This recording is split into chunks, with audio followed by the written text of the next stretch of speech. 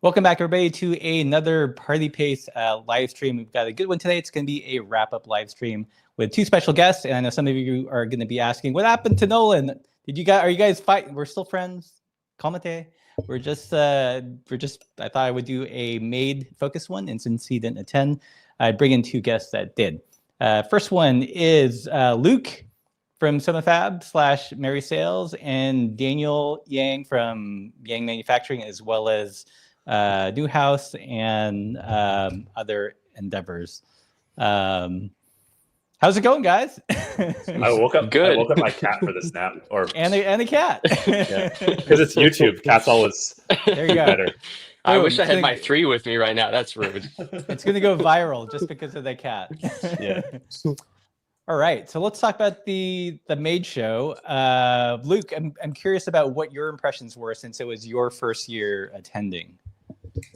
I thought it was amazing. Daniel may have had a different experience, but I saw all of the bikes when I got back with the Radavison bikepacking coverage, because I was running around so much talking to different people and meeting a bunch of really rad people that I barely even saw the bikes. But it was, I loved it. I loved going. I can't wait for next year. Yeah. Luke, you were outside the show, right? Yeah. Was it hot, or like obviously it was hot, but how did outside go? All the inside people think us outside people suffered, but we know you guys suffered because you had heat radiating off of like the metal siding. We had a cross breeze, and admittedly, I know there was like a water shortage there, and drama. Sounds like Burning Man. No. We had a water cooler, as you know, Russ, filled with like 30,000 Diet Cokes and a few waters, and so we were totally fine. But we were aiming to be inside next year. Yeah, to give people an idea who weren't there, it was like 100 degrees in a giant warehouse with a lot of people walking around, really excited about bikes. So, Luke was outside. 2 big fans in the middle. It was like a really hot rave with fewer drugs, right? Yeah. There was a point around like 4 or 3, like when the show was winding down, it was like peak hotness where I just sat down. I'm like, I gotta chill. Otherwise, like I might actually heat stroke right now. Yeah. We were bailing at about 2 p.m. because it got too hot. And it was like this tapping out. I saw you and Laura with like 1,000-yard stares. You're just both like maxed out. You're like, I think we've seen everything we can see. We got to get out of here and go into AC with the lights off. Yeah. And plus, if you interview people when they're like dead on the inside, then the interviews you get a lot more ums and uhs, and then it's more editing work. So it's like they're just staring off to some fixed point in the distance. Like yeah. So Daniel, like, was this your second or third show? This is our third show. What did how do you think it's evolved over time? I would say that's an interesting question. Actually, I don't know. I don't want to share full opinions early on, because then I might get in trouble. So we'll let people filter a little bit. I guess like have your goals changed for the show every year? That's good. You saved me. So I'll say like one trend that's happening is media and marketing is always shifting, right? And like as a small brand or big brand, you have to market yourself. Otherwise people don't know you exist. And so like Made is just a way of marketing yourself. It's a very traditional way, I would say, right? And also like it relies on media outlets to cover you, like, you know, Pat Plus Pedal, like Radavis, like Escape Collective. Otherwise, you know, obviously you go to see people in person, but that alone doesn't justify the cost, at least in like modern day, right? So this year, it was actually last year I started doing YouTube because of this, because I knew that we needed to extend our reach.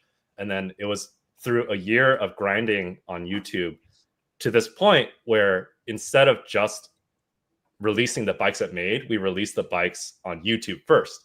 And one of those videos was my first 100K video, which is the 32-inch video, which, and then also the fork video, we released it ahead of time. So by the time Made came around, we already like got as much as we wanted from these bikes that we put a lot of time and money into. Right. So at that point, it's just having fun, meeting with peers like other frame builders, and also chatting with the public and fans. And a lot of people came to me and said they saw the YouTube video, which is great. So yeah, that's the how, at least for us, it has shifted. Is we're trying to maximize all the effort we put into the show, and by creating our own media and stories around it. Right. Yeah, because you read an article somewhere about like the total cost for you guys to attend, and it was pretty significant. It's like I mean, imagine any trip with like you take 4 of your buddies on a trip, it's going to cost several $1,000s, right? And then not to mention like you have to bring really expensive bikes, and like we can't necessarily bring customer bikes because we don't want them to have to wait an extra month while we show off their bike and a whole bunch of people touch it, right? And then like we also want to show our best work because you're competing against gigantic companies with like benefactors funding their production, right?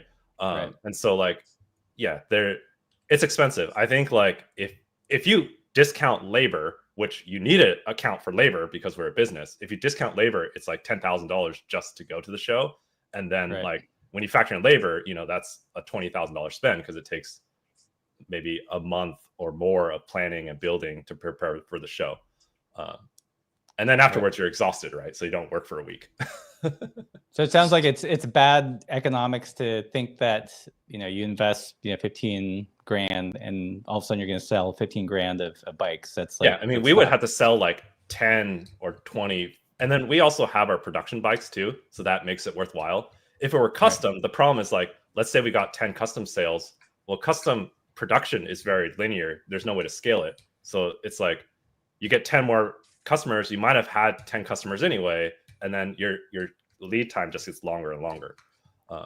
So yeah, I would say from a broader perspective, like marketing is really hard to value.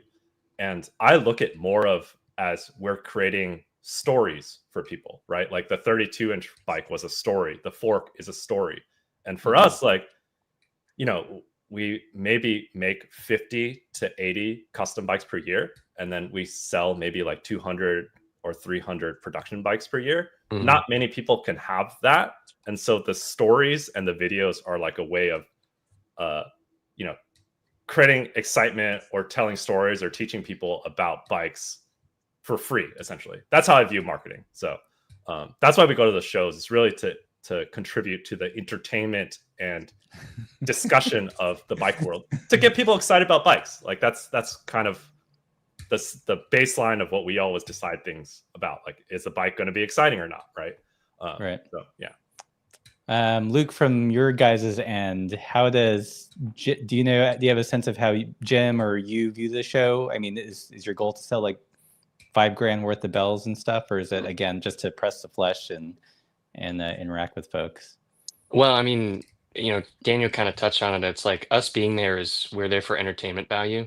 Like for people are like, hey, are you going to come to this like after party? Or there are like so many going on, and I was like, no, I'm like there for entertainment. Like for people to like meet us in person. People were very excited to meet Jim after seeing him in his like YouTube videos, the one he did with you specifically. And from our perspective, yeah, we kind of broke even on this one, and that's because we sold all the bells that we had, because we were there representing Crane and Tanaka. And let me tell you, that was hard won sales, because I had to listen. I mean, I just don't want to hear another damn bike bell in my life again. They're great. Like, I love them. They're brass, whatever, but like never again until next year. But yeah, for us, like our perspective is, we don't have, we have like new products that we had hidden at the booth that people could see. So we wanted to kind of build anticipation and like, hey, here's an insider thing. Like that's the big thing with marketing that I'm trying to achieve. And like Daniel talked about, is like, if you pay attention to what it is that we're putting out, you will find out about it first. Like we might or might not have a silver mechanical dropper post that's in stock right now that I teased last week on Instagram that wasn't even in inventory and wasn't anywhere on our site. But I want people to know that if you follow along, you'll see that. And that's the same thing with us at Made, is we want to do kind of share that stuff. And then separately, because while we have frames and we have parts and whatever, we also facilitate the manufacturing of significant amounts of things for various companies and people around the world. And so we connected to people in person there, and we were able to facilitate new opportunities with people because we met them in person, and it wasn't just a phone call or email. And then I also got an opportunity to meet a lot of our bike shops who were in the Pacific Northwest. So that was an awesome opportunity. Right. Cool. Yeah, I think Made also from a networking perspective is really important. Either like bike shops or peers, other frame builders, companies. So that's kind of, it's similar like Sea Otter. A lot of the stuff actually happens behind the scenes too. Yeah. Have you guys attended Sea Otter before or this year? We always sneak in. You always sneak in? Actually, no one heard that. But yeah, I mean, Sea Otter is like a different beast, you know. Like it's how do you think that compares? How do you think that compares? Do you think you get like a higher concentration of the people you want to reach at Made via Sea Otter, or is like Sea Otter like a broader pool from which to fish? You know, for the consumer, I actually think Sea Otter is the right model because it surrounds a lot of like rides and races and a whole bunch of like activities for friends and family. So I think from a consumer that's more worth it. I think you also attract much more broad cycling audience. Like you get the e-bike guy, the Filipino e-bike guy, which is pretty awesome to see. And then you get like the like racer teenagers, the bro teenage guys on their like but I imagine they're riding Surons, but they're also mountain biking too. So you get a much broader spectrum of people at Sea Otter. Yeah, and sunburn. You get sunburn. Have you guys displayed there respectively with the brands at Sea Otter? Like have a booth or no? Us, no. Luke? No, not in some time. Yeah, like Jim's kind of made the decision that as far as us, like maybe he'll pop down there individually, but otherwise it's going to be us. It's going to be Philly or Made, for now at least. Yeah. Interesting. Well, let's talk a little bit about YouTube, since we're all on YouTube now, and you guys have experienced some effects from YouTube. Like Daniel, you said you grounded out for about a year. Yeah, I made $1,000 last month. Awesome. Sick. Yeah, dude, I'm rich. Yeah, I bought my camera. And then Luke, you've been making videos as well. Like how has it affected your respective businesses? For me, I've been able to connect to consumers a lot better. So it's like this, it hasn't really helped much with like distributor wholesaler stuff, but like I get like when I'm corresponding with people via email, like dealing with consumer issues or helping someone put together like a bike build, or I'm talking to someone on the phone, they're like, oh, like Luke from YouTube. Oh, that's so cool. And it makes it much more personal. So like while we were talking about being at Made, it was really about networking and meeting people and meeting them in person. The YouTube presence has made people feel like they know me or know us a little bit better. And so I feel a little bit more connected to the people who ride Soma stuff or who buy stuff from us. And that's really nice. And then and the funny thing, I was at SFO about to fly out, and I was going down some escalators with my wife, and there were a couple people going up the escalators, and one of the people turned to the other person and was like, watch his YouTube videos. And my wife was like, Luke. And I was like, so like that is probably the single biggest thing. Yeah. That right there. Yeah, you had your first celebrity sighting. Yeah, Russ, how often do you get? Oh, I bet you get barraged. Like in Girona, seldom, only at like specific places. And Made's like where our people are at. So like literally like every like 15, 20 feet, someone would say hi. And it was tough to fill. You don't want to be rude. But yeah, it was fun. It's super fun because I feel like for most of the year I make videos in this room. It's small. and then I hit the upload button, and it goes out to the Ethernet. And the only feedback I get are usually crappy comments. I love those. That's a new thing. I love those. I just delete them. So that's my experience of YouTube for like 99% of the time. So going to Made, it's fun to see like there's actually people behind the numbers. Most of them are pretty chill, and like the people that are kind of asinine tend to be the outliers. Very loud outliers. I realize there's like two people on the internet. There's like real people and there's internet people. And the internet people make internet comments. So right. yeah, I actually enjoy them. They're kind of funny. They're very entertaining. So Daniel, how has YouTube celebritydom affected Newhouse / Artifact? Yeah, I can. How long do we have? Because I can go on for like hours. Like I would say that I study just like a good Asian student. I study YouTube extremely hard, and I think that's why that's one of the keys to my success on YouTube. It's actually a lot of hard work and grinding, strategic too, because some people will grind and then they don't get anywhere. But I would say like last year I reached probably 700,000 viewers. Which is insane of a number. You think about like one person shouldn't be allowed to reach that many people. That's right. But like when you have a brand, right? Especially a new one like Newhouse and Artifact, like you have to market yourself so people know you exist. Even if you have a really good product alone, that's not enough, right? And then if you think about like what are the marketing avenues that you have, right? You have Instagram, you have like reviews and stuff through traditional media, and then you have YouTube, right? And like the thing is, what happened is like Instagram basically took all of the money from traditional media websites. And that's why I should also say, if you guys like traditional media or any media like Pathless Pedal, like Radivis, like Escape Collective, you guys need to subscribe, like actually pay them for it, because the money, like the more money those companies have, the better content they can create, right? And if entertainment is why you're there, and if you want to have better entertainment, just give them $5, right? Or super chat right now. Whoever, right now, let's super chat. let's get a super chat right now.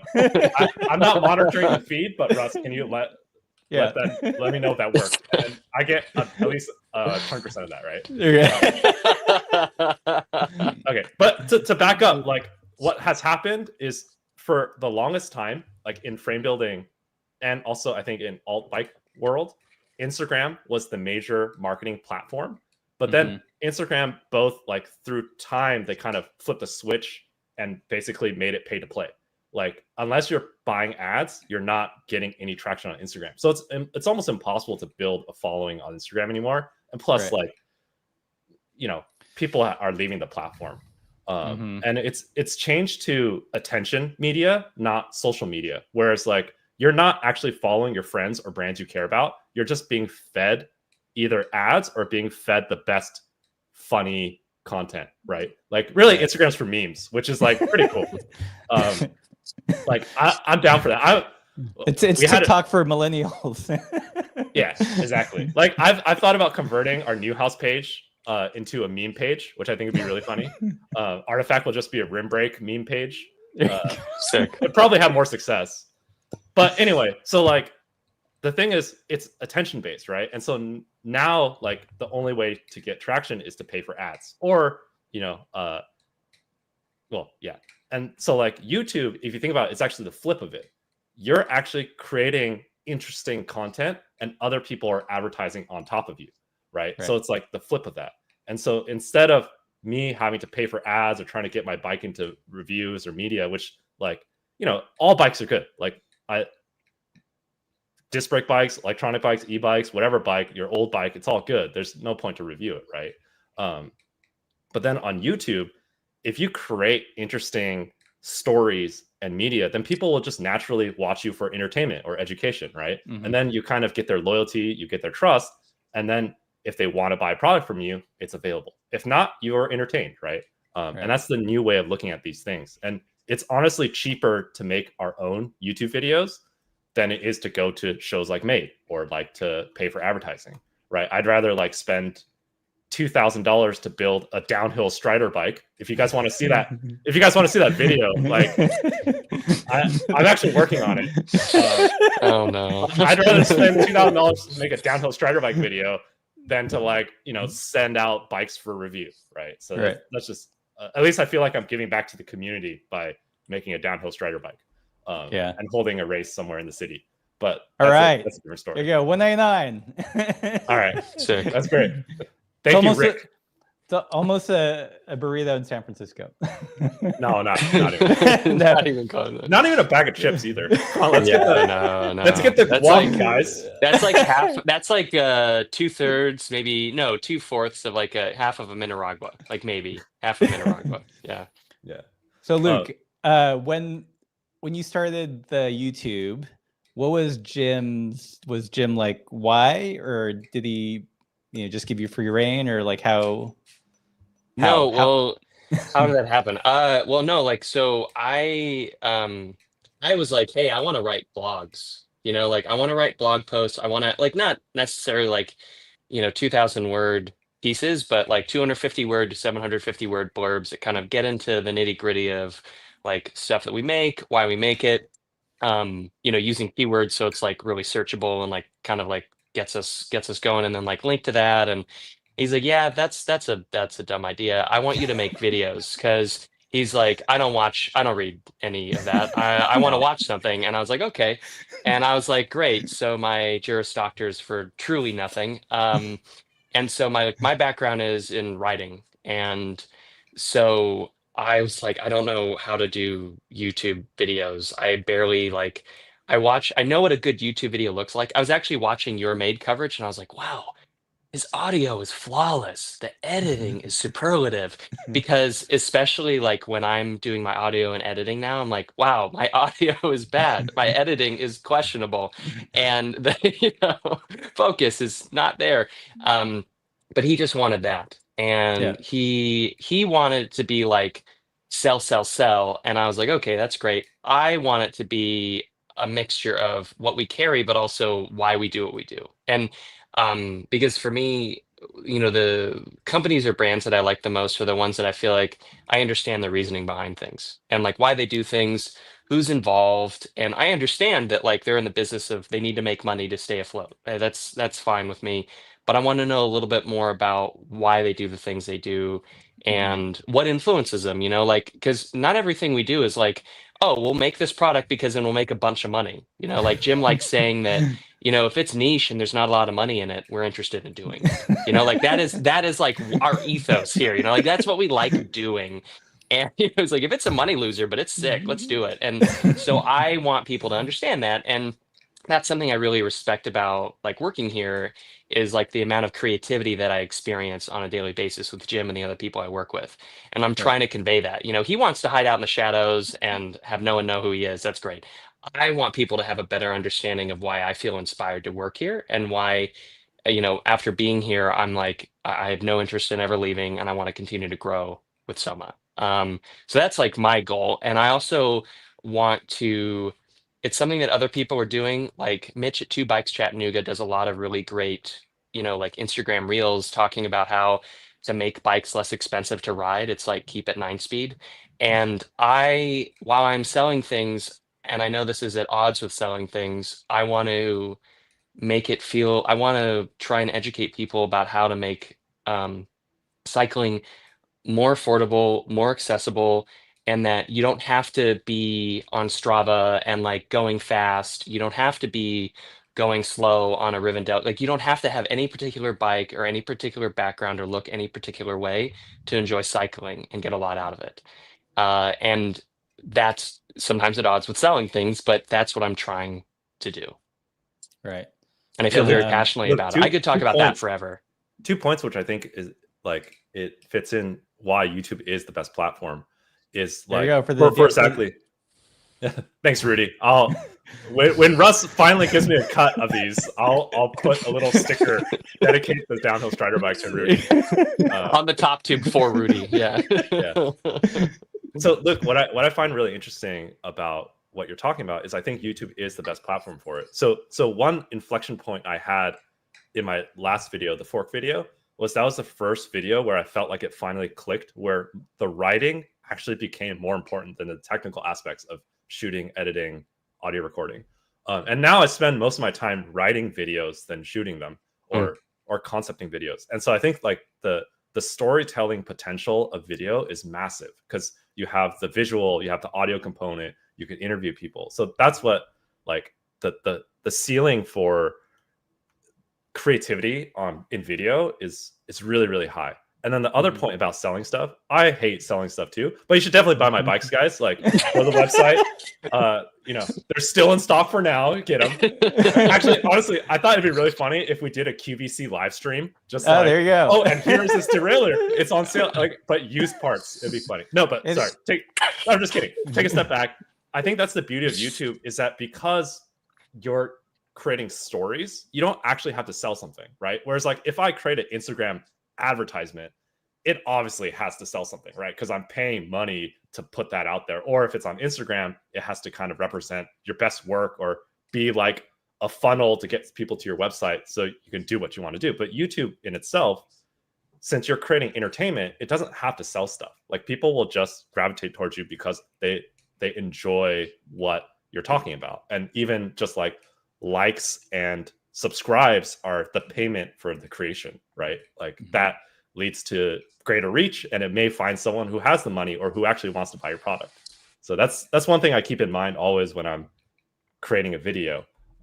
And what was Nick's reaction when you started doing YouTube? Did he understand like the bigger picture, or was he like, yeah, because we hate going hate going to trade shows. It's just so expensive, right? And it's also like you put a lot of work into what you do. Like we spend hours building a bike and a lot of money to pose it and to properly spec it for photos.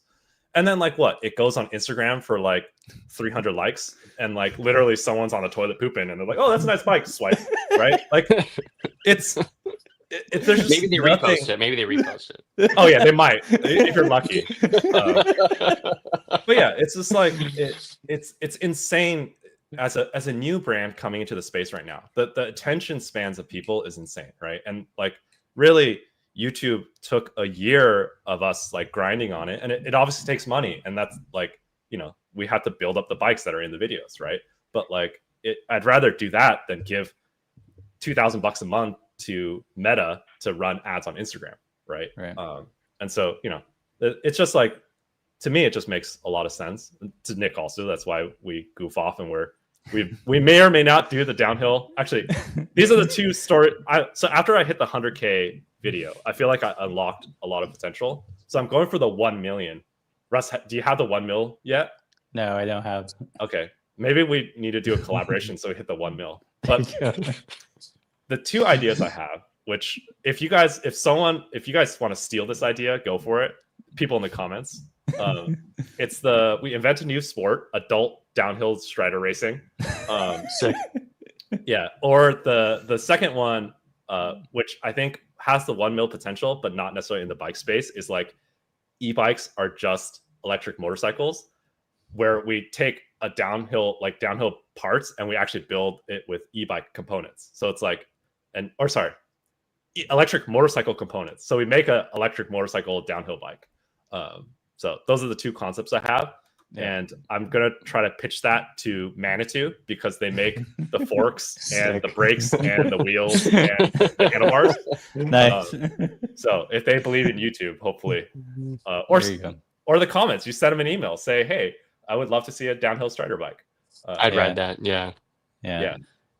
One thing, I feel like it's 2025 and a lot of the brands still get YouTube or don't do YouTube, first of all, or they do it poorly. I mean, one of the, I don't want to say like big controversies on our channel is like years ago, people were asking me to review the Kona Rove. And I was emailing the Kona people for like 2 years, like I think maybe once a month, saying, "Hey, there's a lot of requests for me to review your bike." And the response was like, You know, we don't know what YouTube is. We just do magazines. And I was like, okay, whatever. And I brought that up in the video. And it's funny, like when we were living in Missoula at the time, and the local bike shop, who's a Kona dealer, got deeply offended, and like we got to cut all ties. Anyways, the point being, it's like, Damn. A lot of brands like don't understand the YouTube, or they don't see the value. Like if they're gonna give actual financial support to someone, it's either going to be legacy media or someone that does sports biking, right? But like my argument is that, okay, you give it to an athlete and they perform, that's, you know, big, you know, depending on how large the athlete is, but you're only going to reach like the truly hardcore, and the person's only going to have a limited number of times to make a performance a year in the events. Whereas like, you know, someone that does consistently good YouTube, they can bring more value and more eyes to the brand more frequently. They don't have to wait for like the big race of the year or whatever. Yeah, agreed. And also the athletes can't shoot and edit their own video. You have to pay like $8,000 for a camera crew to follow them for a day, right? Yeah. And so, yeah, no, I totally agree. And let's shout out Kona right now. Like, let's keep it going. The last video you guys posted is a minute long and has 2,000 views. Like, come on, guys, send the bike to me. I will triple your watch time, right? And like, you had a camera crew and everything. Like, come on, it was in San Francisco too. Damn, that's lame. I mean, that to be fair, I'm cool with Kona now. My new Kona is Shimano. Like, I've been bugging them for cues for about 2 years, and like no emails, and like, I don't know. Like, I stood in the Shimano booth at Made for about 6 minutes right by one of their cues bikes, waiting for someone to talk to, and like no one came. I feel like I'm literally on the blacklist or something. I'm gonna keep my mouth shut about Shimano too. I'm gonna say they make really, really good products. I'm not kidding. Like, I really like Shimano's products. They're like thoughtful. They last a long time. They're backwards compatible. But I'm gonna leave it at that. Yeah, no, I mean Shimano's marketing's. I mean, I'll pick it up from there actually. Like Shimano's marketing is really bad, but their products are great. I also remember Jim telling me the story when Shimano sent us a letter saying we weren't the kind of distributor they wish to do business with anymore and cut us off in the 90s. So, you know, no hard feelings, Shimano, great products, but yeah. It's also why SRAM is leaving in the dust in their gravel drivetrains. But yeah, you know, that's why no one asked us for Shimano stuff, and like we still try to sell it to you because it's good. Anyway, sorry. Yeah. All right, we're gonna get in trouble. Let's talk about brands and YouTube. Like, I agree, it's totally untapped potential. And like, if you think about racing and the athlete itself, what is the sole purpose of racing? To sell stuff. It's entertainment, right? It's entertainment. It's fun. So people can pay for it through marketing, right? Whereas like YouTube is very much similar in that, like, you know, we're creating entertainment for people. And like the bigger brands, they don't recognize that potential. And that's one thing, like, I'm really excited about Adam Sklar. His last PBJ video, it has, I think, close to 20,000 views. And when does a product launch video ever get 20,000 views, right? Like, you know, and so clearly he's doing something that's resonating with the public. Whereas like the other brands, let's look at Kona. I have it pulled up. You know, their product releases are like just dragging Kona. Kona Ride Online V2 002. It's a 16-second video with 40K views, right? Yep. Like, you know, that's pretty good for 16 seconds. That's not bad, you know. Yeah. You can keep their attention for 16 seconds. That's not bad. No, Yeah, I mean, so speaking to Adam, like his all of his efforts, like the photography, like he's a solid photographer and I like what he does. And like his photography, the like dreamy California Bay Area vibes of all of his videos. Like really, truly, it's just like saturated with sun and like dream, you know, cute, and it's really good. You know, like I live here and I'm like, wow, I live there. Like that's such a beautiful place. And like, I want to go on rides like that. Do I need a Sklar? And I don't need another bike, but like I watched that video and like, I want to have rides like that, you know, and like, I know I can do it on other bikes than a Sklar. Like there's a wide appeal in his videos of like that lifestyle that the Sklars represent, but like you can get on plenty of bikes. And man, I agree. I really like how that's done. You know, it's not stuffy, it's approachable, and he also happens to be a really sweet guy. So it's Yeah, like, he definitely gets the vibe. Like every time, I see his videos with the rides, it's like, I miss having that crew where you can do like goofy stuff like that with, especially like as an adult. It's like it's farther and fewer between. And speaking of Sklar, PBJ. Oh, how much did Adam pay you to put that back there? Well, sick. I had to put something back. Like I had my like painting apron. I was like, oh, it's not gonna fly. I got to stick like some bike over there. Yeah, that's a really cool bike. I gotta say, Adam's PBJ, very good. And well the colors are beautiful, like yeah. really, really well picked. And Russ, did you know you can actually fit 32-inch wheels in there? Are you serious? I'm not even kidding. You can ask Adam about it. That's Jim this last week was like, Luke, what's the viability of 32-inch wheels? Do you think there's like a market for that? And I was like, let me watch the Daniel Yang video and I'll get back to you. Yeah. To go back to YouTube, I do think like it. So what I've realized coming into this bike world as like an engineer who doesn't know anything about marketing or whatever, I just ride bikes and design them, right? Is that like I think YouTube actually is a representation of what people actually want. Whereas like normally you're pre-filtered, you're filtered by the product manager guy, the guy at Shimano who doesn't want to talk to you about YouTube, right? You're filtered by like what is commercially viable that other people are making. But if you create your own audience and it's clearly reaching people, and you have your own product that is like, it represents what people want. And I think people are going to get better products out of it, right? It could be a good pivot to rim brakes. Like for me, I like disc brakes. I like high performance road bikes, but I think like rim brakes have a really important purpose in getting people into the sport or repairing their old bikes. It's really accessible, like financially, and also like it's something that you could visually understand and work on your bike, right? Like I've seen so many disc brake people who are like wore through their pads mid-ride. This has happened to me too, right? And it's because your pads are hidden in your caliper, whereas like on a rim brake, you can see it. It's all in the open, right? It's a good entry point. But the thing is like major brands don't support rim brakes at all, right? Like they're cutting all their products. Like it's really the components. I think like frames, you can create frames pretty easily.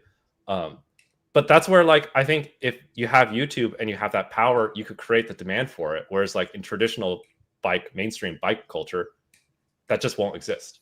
Right. Well, that's kind of my bailiwick is like a wide range doubles with lots of low gearing. Yeah. And that's not something Shimano or SRAM's interested in. But if I can kind of foment the interest and the excitement, then maybe we can get products made that I just personally want to use, and hopefully others will want to as well. And more people need easier gearing. Like it's very obvious when you go out on a bike ride, right? But it's like people see what the racers are riding, because traditional marketing around marketing and bike design is around racers, right? So that's obviously what people are going to see and want, which is cool too. Like that side of cycling is also really cool.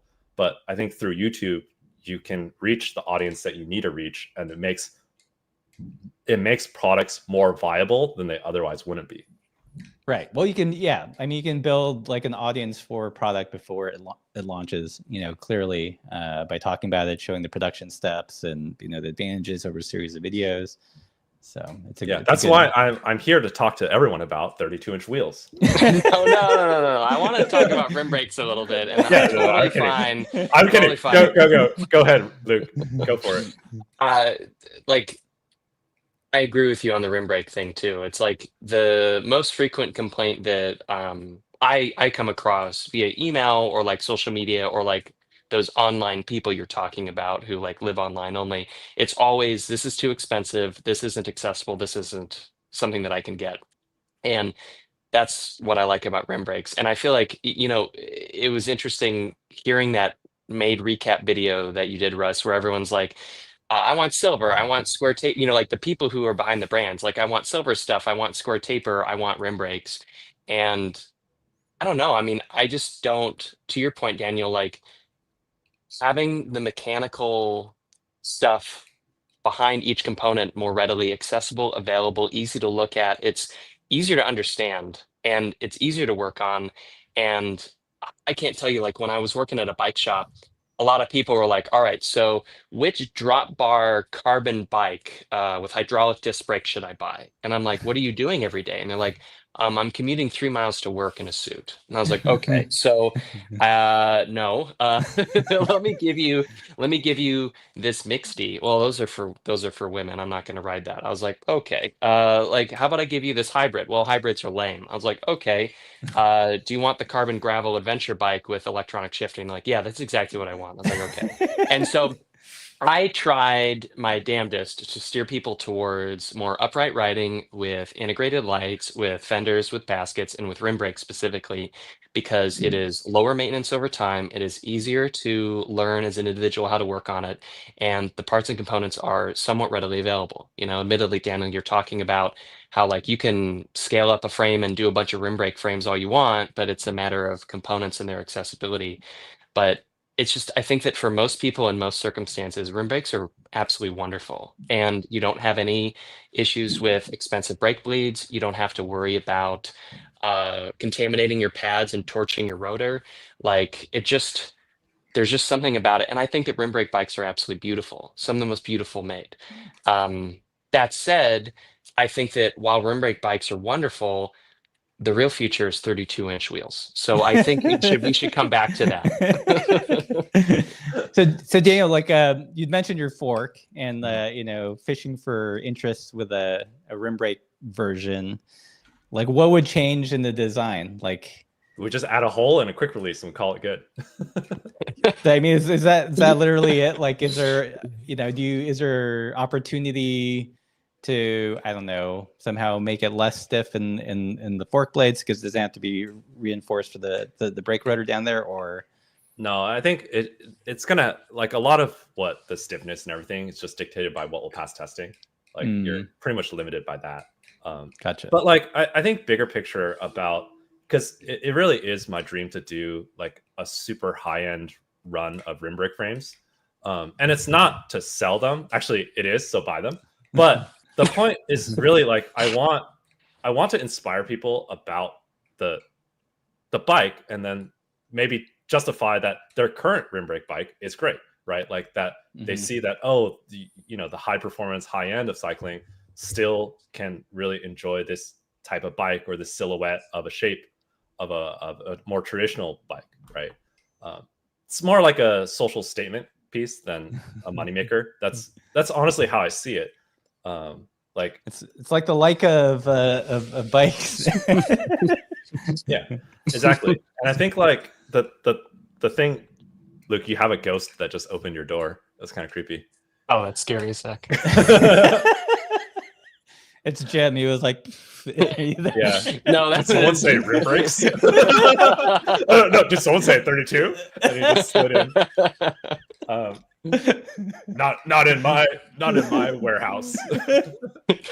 But yeah, anyway, to go back to it, like, you know, I try to ride, you know, at least 2 or 3 times a week, and I'm always looking at people's like bike fits, what people are riding, like actual people. And majority of the bikes you see are rim brake, right? And it really sucks that there's not going to be replacement parts or replacement group sets, or like I know, you know, a lot of them are limited by tire clearance, which kind of sucks. But like, you know, like a little wider rim would help it, or just replacement shifters for when your current shifters get all gunked up and everything, right? Like Luke, you guys have quite a few offerings of that too, which is good. Yeah, we have a whole array of like 1x and 2x mechanical group sets and like drifters and everything from like S-Ride specifically, with the idea that that should all continue to be available, and that large makers like Shimano aren't making that anymore. Yeah, like I would really like it. It would cost them almost nothing to do that, and I think there's a huge market for it, in that people need replacement parts, right? But yeah, same with like 32.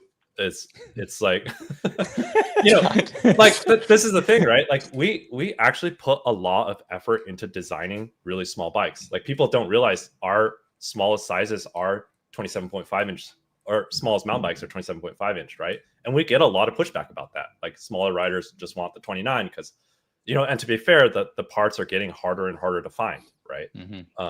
And that's where, if we spin it back to the power of YouTube, is that you can reach a certain point where you're no longer held to what the bigger industry does because you have your own channel of educating people about your product.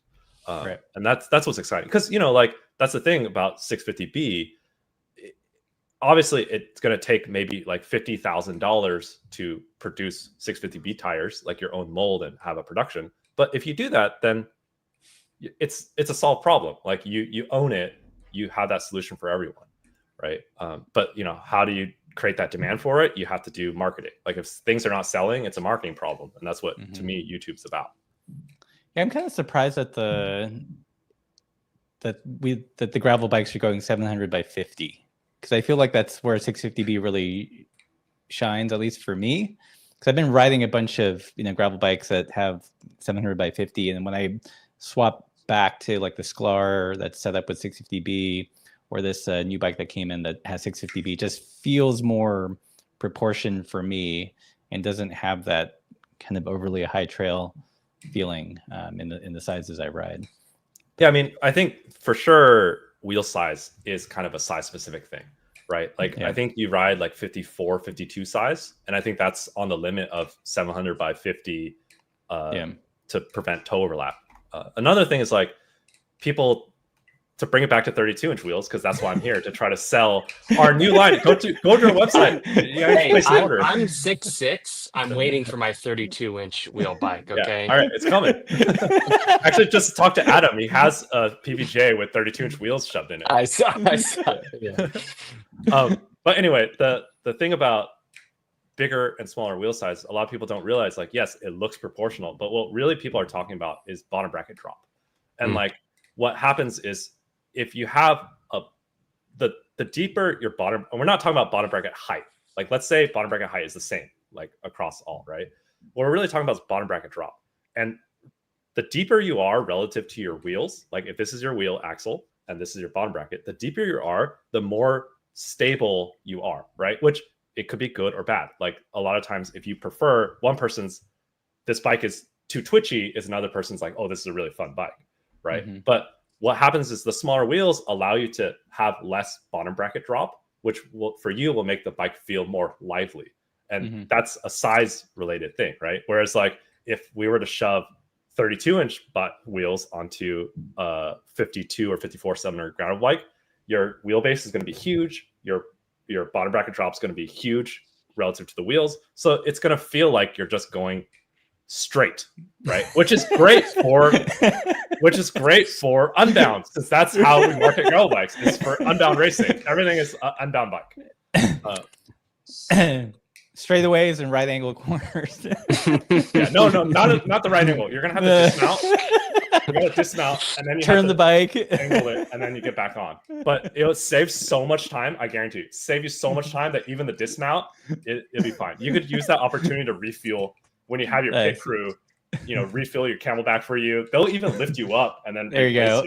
So, that's racing. That's a high level sport. That's why we do it. Yeah. I'm going to take us back to Made for a second. Oh, is that what we're talking about? Okay. Originally, I'm going to change the thumbnail and title to reflect what we actually talk about, and I'm not quite sure what that is yet. Yeah. What was the? Did you guys? Were there any trends, or was it just all like a scatter shot of things at Made? It felt like a scatter shot for me. I mean, it was like, definitely, and I mean this seriously, 32-inch wheels. Like I saw them all, everyone had gotten their taste of those Maxxis Aspens, and so they wanted to build around that. I think for the purposes of the show, everyone single speeded their bike because it looks sick. No, you know why? We did not get any drivetrain support.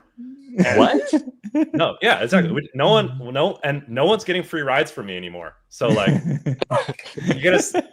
don't give us drivetrain, you get a single speed. That's what happens. Well, anyway, the single speeds look great. Okay, but like single speeds are everywhere. I don't know. I mean, obviously domestic production was highlighted. Cute stuff, bright colors, nice paint jobs. I don't know, Daniel. What do you think generally from being a Made? Like, and especially like, how has it changed in the last couple of years as far as like what people are displaying and what people are prioritizing when they're there? Yeah, I think we're deep enough that it's safe to talk about real things now, because whoever's stayed this long is like, all right. I think there were fewer frame builders at Mate. So like this year, every year, right? And that kind of makes sense that, you know, it's the third time the show, it's the same location. It's hard for, like, even for us, we're in San Francisco, it's a 10-hour drive. It's really hard for us to make it up to Portland, right? So obviously you're going to have the Portland community, which is great. Like, I think they have a really cool cycling community and frame builder community, but it's hard to pull other builders. I would also say in general, I think, like, because bikes are getting much more technical and tariffs and like everything, it's harder and harder to be a custom frame builder, like an independent custom frame builder. And I think you're seeing that trend play out. That's also why we're doing production stuff too, right? Because like custom stuff in itself is not, well, there's ways to make it sustainable, but it's hard to do, right? It's not like, that's the observation I had. And I don't think it's necessarily a bad thing. Like, I think I would love to see the show change a little bit to adjust to that. So for example, firsthand frame building, they had that display of like, I forgot who exactly, but Tom LaMarche was in it, Ashley, significant other. They had multiple frame builders in that booth, and it was kind of like sponsored by Reynolds and sponsored by what I'm blanking on. What is first-hand frame building? Sorry. Yeah. I would like to see bike show models gravitate towards that, where it's not necessarily about frame builders selling product to customers. It's more like an appreciation and showcase of frame building, which I think honestly is how it should be, right? Like, and a lot of times I feel like frame builders feel obligated to come to the show to be considered a frame builder or to participate in the community. And then they end up having to, you know, like build up an expensive bike, have a booth, like man the booth. And they don't really have opportunity to just hang out and spend time with other frame builders. It's very much like frame builders are part of the cycling community. It's not like we're businesses that are trying to sell to the public at that moment. Right. And I think it's great that the really big companies have their booths and everything. And if those big companies also just sponsored the frame builders to come, like with parts or even pay for the frames, that would make the event a lot more successful for the frame builder. And it'd look better on the bigger companies too, because that's why they're there to feature their product, right? So that's my opinions about it. Yeah, I think that there should be more patronage by larger companies to enable smaller frame builders and greater variety. And based on the coverage that I've seen, and I wasn't there the last couple of years, there were fewer people, fewer booths, and specifically fewer frame builders. And that's what I want to see more of. And you know, what I did like seeing was that, and I don't know if this is going to be a trend moving forward, but I did like seeing even Tumbleweed had some Taiwanese frames and they had domestic frames. And I like seeing a little bit of that mixed in. And I also, I don't know, but it is a handmade bike show, and that means it has to be seemingly handmade in the US in a very specific way for it to be allowed at the show. But I know that's also kind of like the purpose of the show. It's to highlight those smaller frame builders. Yeah, But I mean, man, honestly, I'd love to see Shimano actually like cough up some drivetrain components to people and help people out, right? Like they have the spend. Yeah, I mean, they had a 10x20 booth, right? Sorry, we need to stop singling out Shimano. All right, Kona then, right? Yeah, no, Kona. Bring Kona, it on, Shimano. Everyone, Kona, send all the I'm email. still waiting for an email reply from them. Okay, sorry, we're just joking. Let's bring it back a little. Hey, come on, it's like 3 owners later with Kona and Russ. Yeah. Kona's. I honestly don't mind like the bigger brands being there. Like even like Moots, Mosaic, Number 22. They're way bigger brands, right? Like they're pretty much mainstream brands, right? And I'm cool with that. I think it's just if it were maybe like the expectation was lowered for the frame builder to exhibit, where like, you know, I'm not saying it needs to be free. We'd pay to do it. It's just like manning a booth, setting up a booth, having that expectation that you're there. It's a lot more difficult. Whereas like if the stands were provided, I think Envy Grodio does that really good example of that. They just provide the stands. Everyone's kind of level playing field. Just display the bikes. It's appreciation of art, right? It's like you're not having a frame builder there trying to that's stuff. what like that's what like the bespoke show in Dresden is like. It's like everyone has very similar looking booth, and so the bikes stand on their own. It's not like who had the most money to spend on booth design and bringing materials over. Yeah, exactly. Do you know if the German bespoke is like that too, or is the Dresden one just a little bit smaller? The Dresden one is actually bigger than Made. Laura and I were talking about this. It's actually a bigger show than Made now, especially this year. I think, and even like the first and second years. So I think that's kind of interesting. I'm looking at my camera battery. It might die, but my audio should be good, and I'll just pop in a different battery if I disappear. But yeah, out of all like the kind of bespoke or hand-built shows that we've been to recently, I think the Dresden show might be the best, even better than, at least as good as Made. A lot of it's like, it's a way nicer venue. You mean it has air conditioning and amenities? Yeah, well, it's in this airport, big glass windows, super nice lighting, air conditioned, flush toilets. It's just like wow, super that's a luxury. Super easy to get to, and like it's just like a beautiful space. The bespoke in Manchester was not good, or it was charming but not good, because it was in like the venue's a Turkish bathhouse. So so imagine a bunch of empty swimming pools, and you have to go under there. So it's like, it sucks if you're not fully mobile, and it's like echoey as all get out. And we got there, there's supposed to be media hours, and the guy's playing techno way too loud. And like, I'm doing video, it's one thing if you're, if you're John and you're just taking pictures and making up words, but we're like, I'm trying to interview people, and the shit's just like reverberating off of the swimming pool. Yeah. I mean, also like builders are trying to have conversation with the public too. So yeah, I'm very anti-music, but that's just me. Or I like music. I just don't like public music. You guys should come out to the bespoke show in Dresden. Probably not. I mean, it might be too soon for this year because it's in October. Yeah. It looks amazing. Like the coverage I see from that is just like the wild and unique stuff, and like the array. Like it's not. I don't know. Made is like really cookie cutter compared to what it is I saw at Dresden from the coverage, and I don't know what that is exactly. Like maybe it's that idea of like they're just a lot of people have to front a lot of money to get to Made. It just doesn't make sense to have the array of builders. And I know a few builders personally who said they went alone without a booth and talked to people, and they got a lot more out of it, and they didn't have to spend all the money. And then they said, I actually had fun too. They didn't have to bake inside. They spent a couple hours walking around, talked to the people they needed to, and then went on rides the whole time. Yeah, I agree. The riding, like there was the like industry ride on Thursday, and actually that was one of my favorite parts of Made. It'd be fun if that was open to the public, but I also understand there's probably some liabilities about hosting. At that point, you're essentially hosting an event, right? Like a Grand Fondo with no. Right. So I can see the balance of that, but I would say that's the trend I've been noticing every year is fewer and fewer frame builders, and I think like that's a combination of just the direction of like independent frame building is going, and also at a certain point, like I think you reach saturation with a show in the same location.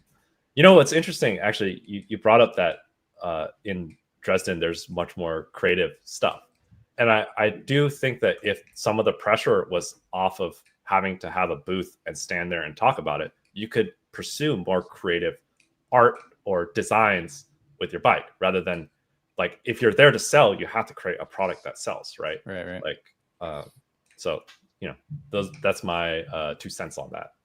Well, and I want to backtrack for a second. That's not to say that what I saw at Made wasn't absolutely beautiful. Like I was impressed and loved what I saw from all the frame builders, but I'd love to see more frame builders with different points of view as well, who are there to display.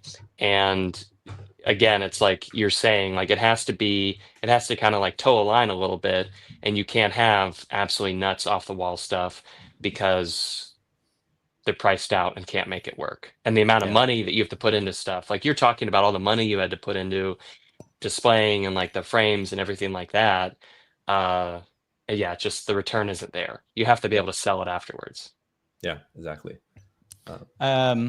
So here's a question for you guys. How do you measure whether or not your booth at Made was a success? Like, what's your KPI for? I was thinking about this, right? I think when you say KPI, I think you're a soulless company. Like, I think that's for people who don't like. That's for marketing people who aren't boots on the ground, aren't talking with customers, aren't.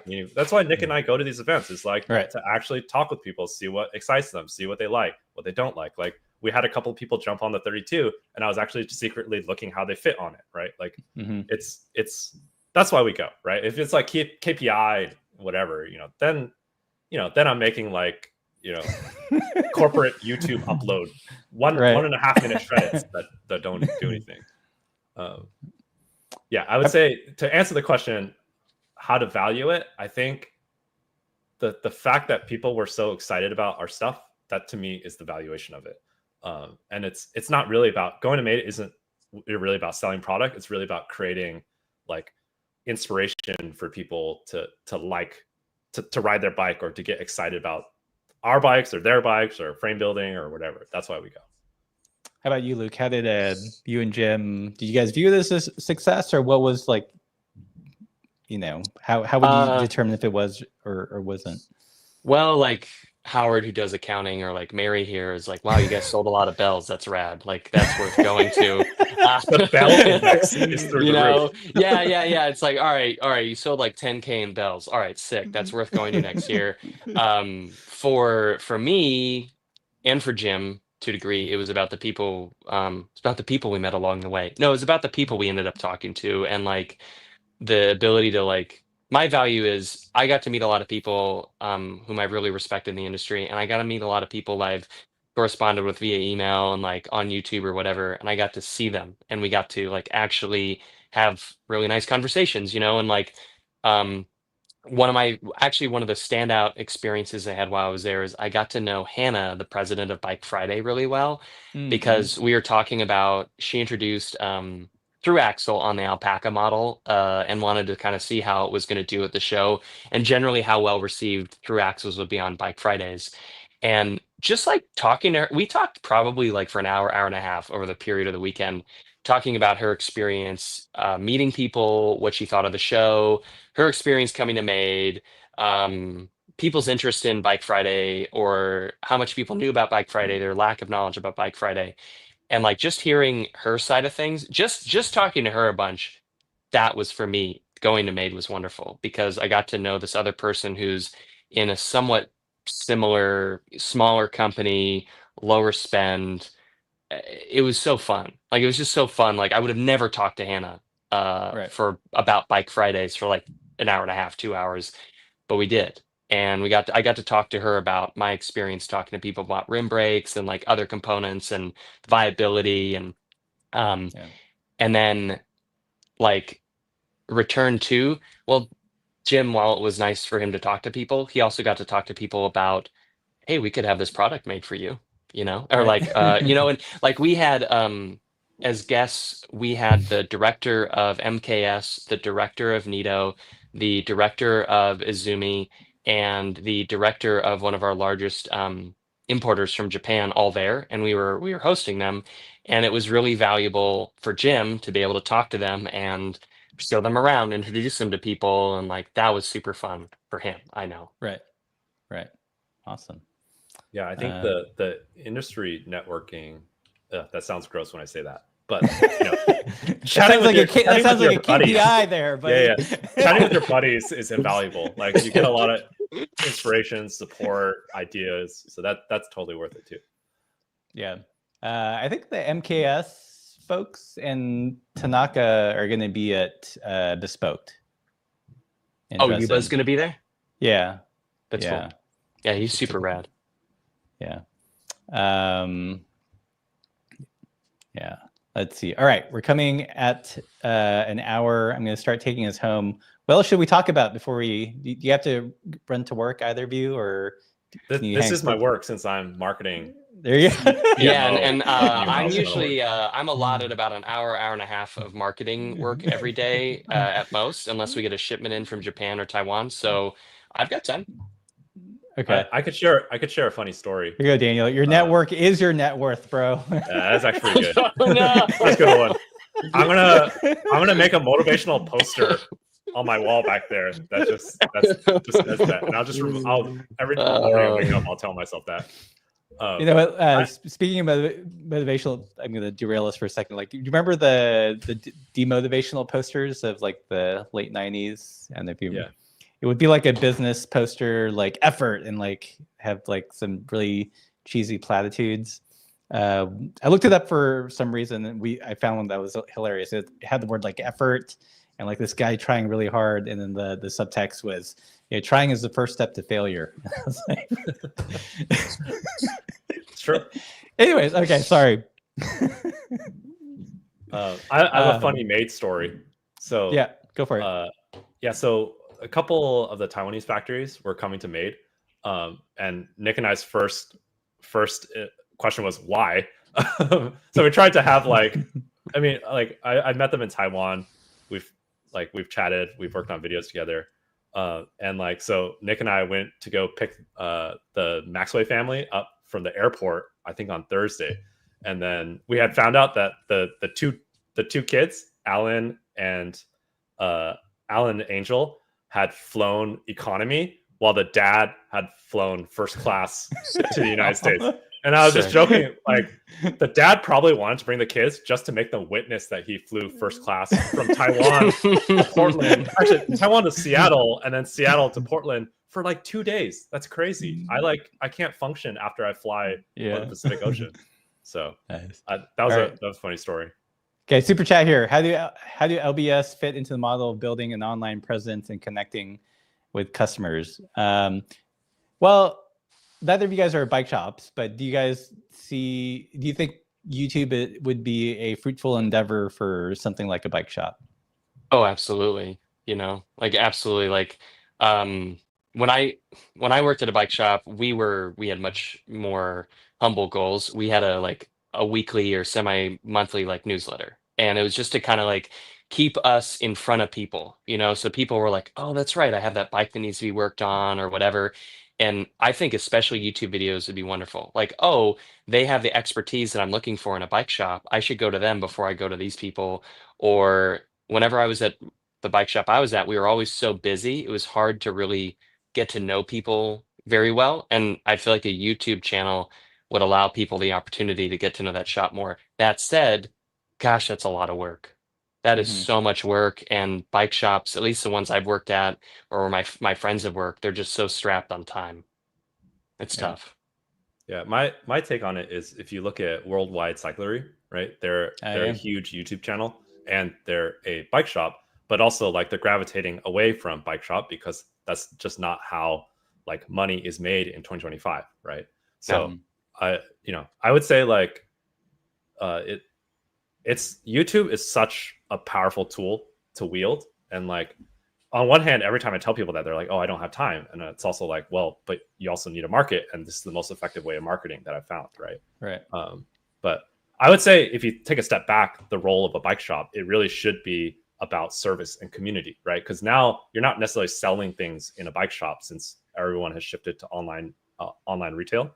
And so if you have a YouTube, that's what really you can communicate very well, right? Is the stories that you're telling, or the community that you're building, or the services that you offer.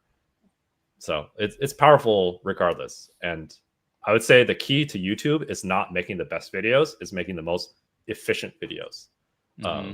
That's what. Yeah, my motto here is good enough. If I'm a perfectionist and I'm type A, which means I'm doubly screwed. But if I always made sure every video was absolutely perfect, I'd never release any video. And I would much rather that I get out more content that has a good message than it's perfectly edited and just the best of, and I also want to set the bar low so that if I surprise people with good audio quality, it's lauded. I think setting the bar low is actually an interesting tactic. I think I brought this up on a couple live streams, but there's this one car YouTuber. It's like Don. It's not Don DeLillo. That's the writer, but he does like these car reviews, and he shoots it on like an old like camcorder. But he's a millionaire. He's got his own like used car selling platform, and he was on a podcast once, and people are like, "Well, you can afford hiring a crew. Why are you still shooting it on this like cheesy ass camcorder?" Is like, once you step up the production value, you can't walk it back, and then it's just money you continually have to pay for. So kind of what's the minimum viable product that you can put out that's still good, that still gets a message, that doesn't offend people's eyes and ears, and can engage, and just do that like a lot. Yeah. It's the other thing. Oh, this is turning to inside YouTube talk, but I'm sure people are interested. But the other thing is like, sure, videos take time, but it's also, you get better at it. And people don't realize, like, I practice talking on cam.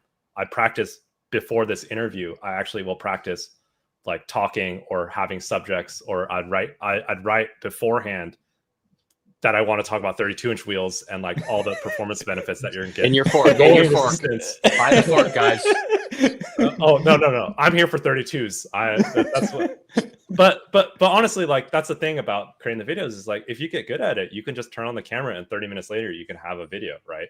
And people don't realize, like, everything takes practice. Every media, it's not easy. Like, the people who make it look easy, they're probably worked really hard on it.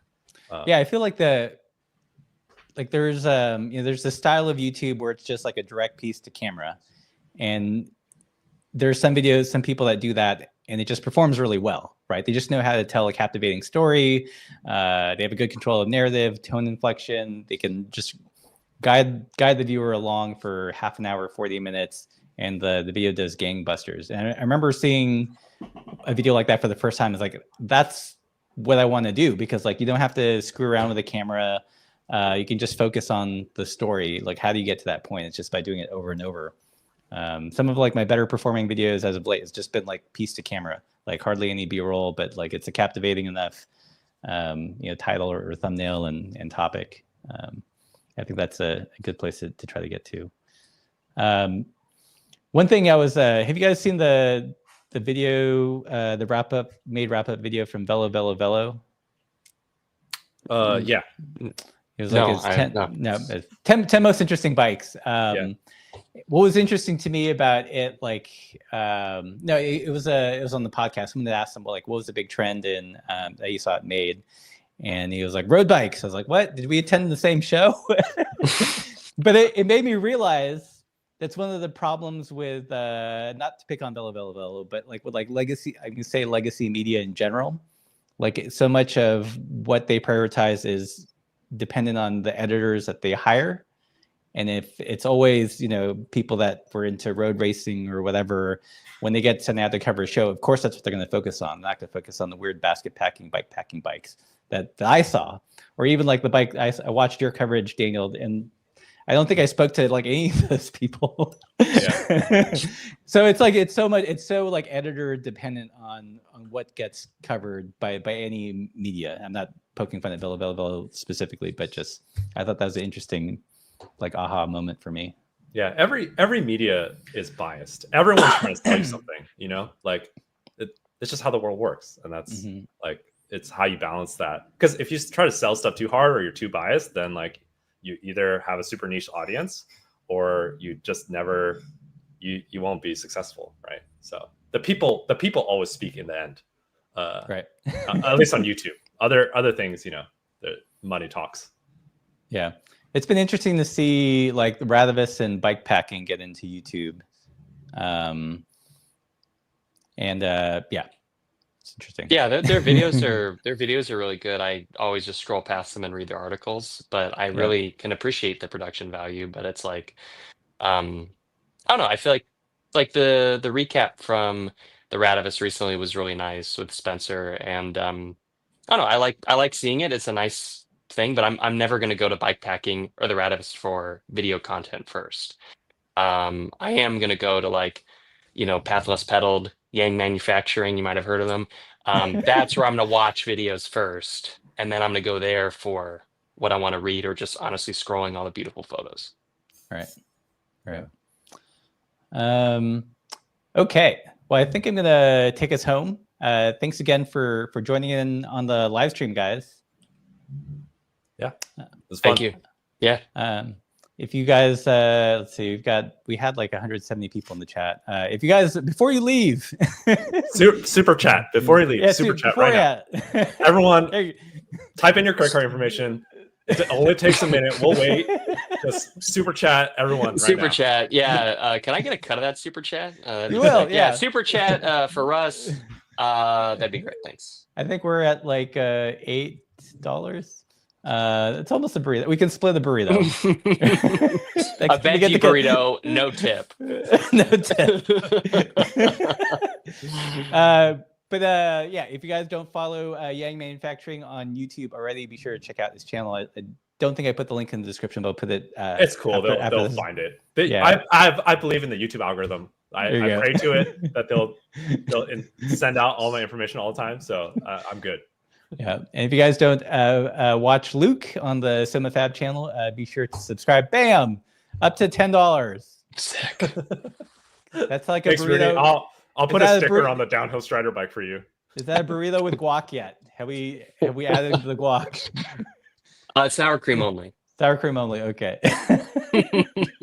One day. All right, I'm gonna take us home. Thanks everybody for watching. I hope you guys enjoyed this this bit of fun discussing Made and Bike YouTubes. As always, keep the supple side down. I'm gonna end the live